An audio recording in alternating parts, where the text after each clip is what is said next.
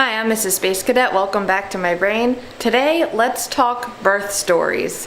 If you're wondering what's going on back here, we are finally hanging pictures in the living room. I feel like I have my grandpop's eyes. I go like this. Anyway, that was off topic. The reason I want to do these birth stories is to give you guys an idea for the reasoning of a lot of these extra tests that are going to have to go on during this pregnancy, mainly extra ultrasounds, more than usual. If you're new here and you're wondering, oh my god, does she ever get ready to film a video? No, I don't. I just look like this because it's my real life. I pick up the camera and I film. Let's start with Lily. She's now 4. I'll start with her not just because she's first, she was born first, but because I think hearing her birth story will give you an idea of why I did what I did with Barrett's birth. So I went in at 41 weeks to get an ultrasound to check the fluid level, and I don't know what else they check. I know they check the fluid level. They said that the fluid level was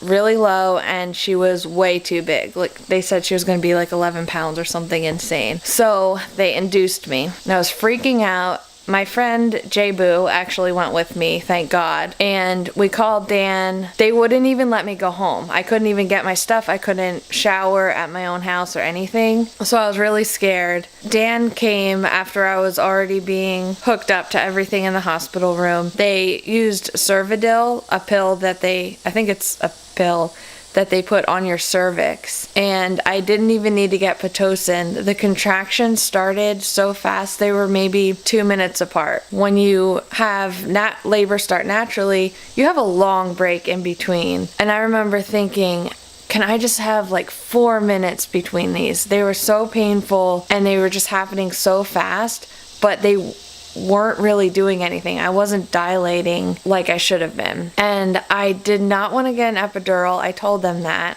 Mainly, I was just scared of the needle. Like, I know I'm not going to get a prize if I don't get it. I worked in the medical device industry. I know what they look like. I didn't want that in my back. I don't know how many hours it was. Maybe like 14 to 16 hours going through that. Someone said, one of the nurses said, your uterus is reacting weird to this, because the contractions wouldn't slow down. They were just going and I wasn't dilating. So it was fun. Finally, my body was so worn out.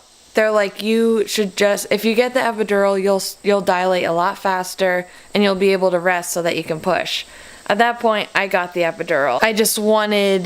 I wanted things to progress, so I got it. After that, there was like this calm.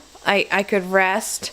But then things started happening, like my temperature shot up. I started to feel the contractions, but my legs were numb, so I couldn't move. I'll just fast forward a bunch. They called the doctor. Before I even started pushing, they already told me, your baby's gonna have to be in the NICU. So right there, I just started crying. I was so upset. The reason she was gonna have to go in there is they thought because I had a temperature, that she was gonna have a fever because maybe my water had broken slightly and I didn't know, and that's why the fluid was low, and they thought there was an infection in there, which would have spread to the baby. 3 hours of pushing. They let you push for 3 hours. After that, they called the doctor and they gave me the option, you can have try forceps and vacuum, or you can have a C-section. And I was just like the epidural, I was just scared of surgery. I didn't want the C-section. Forceps were tried, so painful. At this point, I felt everything going on in there, but my legs were just numb. And forceps are super long metal, like stainless steel things, and they put them up there and try and move the baby's head, like straighten the baby's head so it can be gently pulled out. That didn't work. Her head was tilted. They just couldn't get it right. Then they tried vacuum. I pushed more. Vacuum worked. I think they put her on me for a quick minute, if that, and she was rushed off to the NICU. I had to be stitched up, and that was that. She was in the NICU for, I don't know, maybe 4 or 5 days. So let's fast forward to Barrett's birth. When I got pregnant with Barrett, I was so convinced that the epidural is why everything went wrong with Lily's birth, which I feel like it was the reason some of it went wrong. If you get it, you can't move your legs. I couldn't. So you can't stand up or go into any other positions to let gravity help the baby out. So I was on my back pushing for 3 hours. She was not moving. I was convinced I wanted to have him at a birth center. I did not want the epidural, and that was that. Thankfully with him, I did not need to be induced.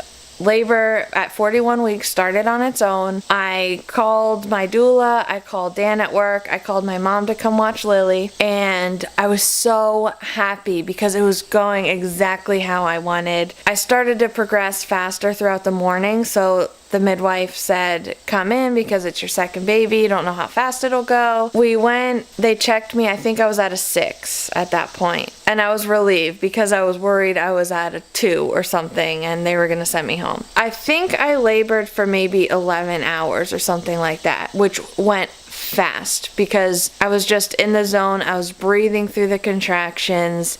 I got in the tub a little bit, I got out of the tub, everything, it was just awesome. I mean, extremely painful, but your adrenaline's going, you're in the zone, it was perfect. So when it was time to push, they said, why don't you stand? I was sitting on the toilet. It just like felt like I needed to be in that position, and gravity was helping for sure. And they said, okay, it's time to push. And I stood up from the toilet, but we were all in the bathroom still, like me, Dan, midwife, doula, nurse. I remember pushing. They said that you can feel the head. I reached down, I felt his head. At this point, we didn't know if he was a boy or girl, but I felt his head and I was just like, oh my God, he's right there. So I was so excited. That ring of fire they talk about is so real, but I didn't care because I'm like, I'm pushing this baby out. This is great. I pushed again, and I remember her saying, if I tell you to get on the floor, do it fast. The next push, she was like, get on the floor. And I went as fast as I could. I'm in a lot of pain. And I knew at that moment something was wrong. I'm already gonna get emotional. I was on the floor pushing. She called another nurse in. Who was trying to push on my hip bones. They were telling me to push. His head was out and his shoulder was stuck, which is called shoulder dystocia. And there was a nurse. You could tell I'm still not over this because it was so traumatic for me. But there was a nurse standing in the tub behind me, counting minutes that he was not breathing. His head was out, but he wasn't out, so he couldn't breathe on his own. As she was counting minutes, to me it sounded like seconds. It was going so fast, like she was going 1, 2, 3, over 3 minutes that he wasn't breathing. Finally they got him out. He was lifeless pretty much, and they felt the cord, and thank God it was still pulsing, so he was getting that oxygen to his heart. And they put him in the chamber, started trying to get him to breathe with the mask on and everything. And at this point, I didn't even know if he was a boy or girl. I didn't care. But the doula came into the bathroom and stood over Dan and I, who were at this point, we were crying because we thought he was dead. And she just prayed with us and prayed for us that we would get through it. The ambulances were already on the way. They had called them right when this all started. And they got Barrett in the ambulance with Dan and the midwife. And I think when he got in the ambulance is when they saw his hand move and things like that. And I think he took a breath. And they had another ambulance come to transport me to the hospital, and which the hospital, by the way, is like minutes away. Because of the shoulder dystocia, he had to be in the NICU, and he was in the NICU for maybe a week or something, and he had jaundice, and what was really hard was leaving him in the hospital after I was discharged. That was the hardest thing. Oh wow, it looked like such a mess. What I forgot to mention, I did mention in my last video, is Barrett was born 10 pounds 2 ounces. I had no idea he was that big. Nobody did. I was measuring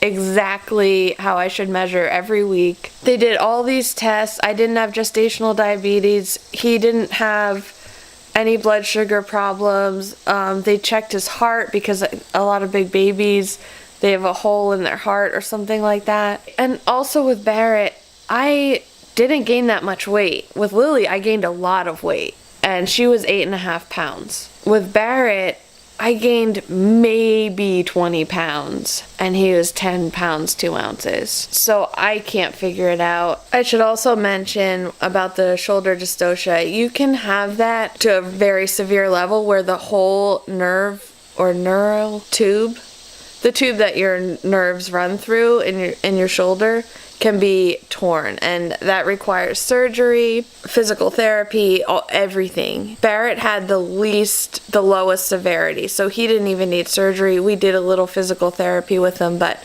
after he was born, he really wasn't moving that arm, so we didn't know until they did the testing on it. I had a lot of guilt at first for having him in the birth center, not being in a hospital and everything, but the reality is, all the interventions that would have been done to resuscitate him and everything in the hospital, they had at the birth center. So what really bothered me was in the NICU, some of the doctors and some of the nurses were saying, you should really be in the hospital. You should have been in the hospital. For all I know, if I was in the hospital, someone with maybe not as much training delivering babies like this that my midwife had could have used too much force pulling that baby out and could have ripped those nerves and required surgery. I'm still a little salty about that. Those comments that were made, I was already in such an emotional, like a glass case of emotion. I'm in a glass case of emotion! That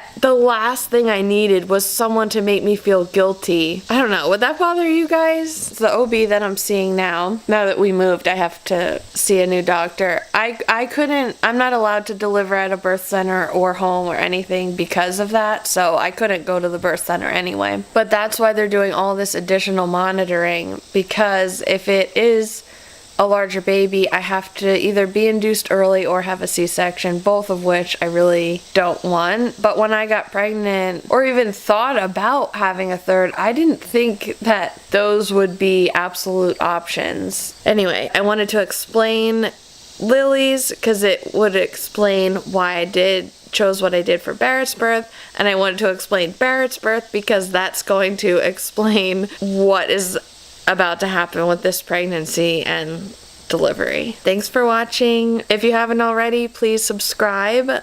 Like this video so maybe more people can see it. Maybe it can help somebody, or just someone might see it and have that similar experience and feel better about theirs. Until next time.